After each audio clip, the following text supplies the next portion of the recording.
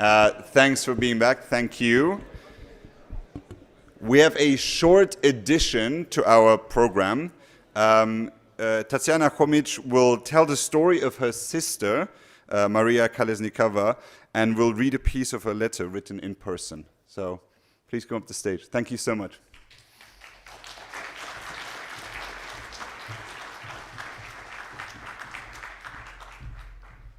Thank you very much for the opportunity to spread the word about my sister, even though it was not on the program. And today I want to tell about my sister a little bit more, not just because she's my beloved sister, but because she's special. She's a person who has changed lives of many. And Maria turns 40 years tomorrow on April 24th. She will not have a dinner with friends. She will not have gifts or champagne. She will not read hundreds of congratulations on Facebook. And they will come anyway, and she will not be able to respond to them because she is in prison, and this is her second birthday in prison already. She inspired millions of people in Belarus and abroad, even being there. So she was born in Minsk in 1922. She studied flute in Belarus. She continued her studies in Germany in 2007. During years in Germany, she experienced firsthand the essence of democratic values and the power of artistic freedom. In Stuttgart, Maria managed cultural projects, worked for the musical festival there.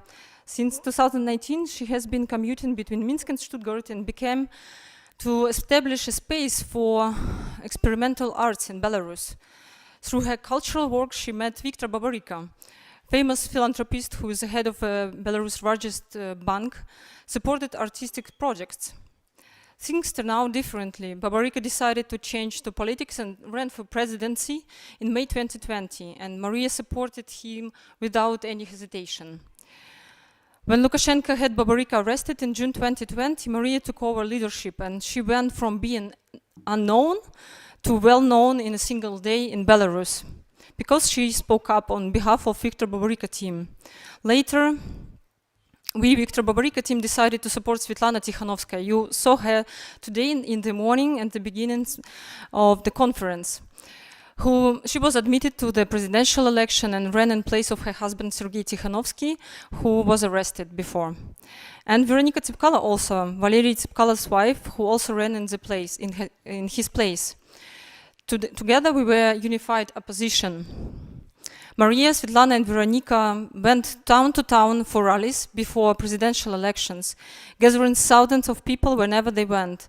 The world was captivated by these three women, confidently standing together in opposition to Lukashenko. On the day of election, Lukashenko declared himself as a winner, even though it was clear that Svetlana Tikhanovskaya won.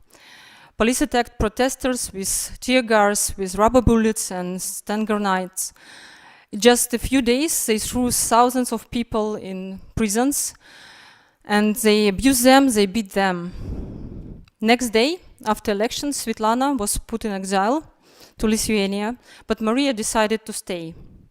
In August 2020, she became one of the initiators of creation of Coordination Council of Belarusian Democratic Forces, which was created and established for the dialogue with Belarusian authorities. And actually, it meant a lot for people in Belarus. The fact that Maria was willing to stay in the country to fight with and for the people of Belarus, no matter what, inspired them. On September 7th, 2020, Belarusian authorities tried to forcibly exile my sister, and they failed. They kidnapped her. They drove her to the neutral zone just before the Ukraine border, and after a struggle, they forced her into the big backseat of a car. Maria snatched up her passport and started tearing up into pieces and throwing these pieces out of the window of the car. Before the car crossed over the Ukrainian border, Maria just climbed out of the window and walked back to Belarus on her own. She was immediately detained. Maria was charged with threatening national security, conspiracy to seize state power, and the creation of an extremist group and its leadership. She was sentenced to 11 years in prison in a closed trial in September 2021.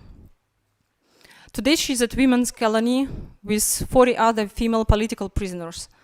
She told her lawyers that she is learning how to sew uniforms now, and that she's quite good at it. Even in prison, even after 9 months of being in solitary confinement, Maria had a huge smile on her face, and in photos you can see her holding up her hands in the heart even while she's handcuffed. You probably saw her photos on the internet behind the bars during the trial. So this is how she feels even today. And let me share a letter from my sister with you. Hi, my beloved and best sister in the world. You cannot imagine how happy I am to hear from you. The most amazing thing is that despite the fact that we have been apart for more than a year and a half, I have the feeling that you and I are together. I'm in a very good mood and I feel joy every day of my life. Very often now I think of several well-known expressions, which are in fact the rules of survival in any situation. For example, if you can't change the situation, change your attitude towards it. It works in 100% of situations. Or one more saying I had, serenity is needed to accept what cannot be changed, the courage to change what can be changed, and the wisdom to know one from the other. I know how hard it must be for all of my friends from the art world with whom we lived, worked, and had fun together for so many years to feel that now I'm not with them, and they don't even have an opportunity to communicate with me.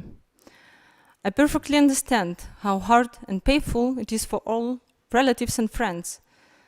After all, in fact, you are all detained here with me. First in prison, now in the colony.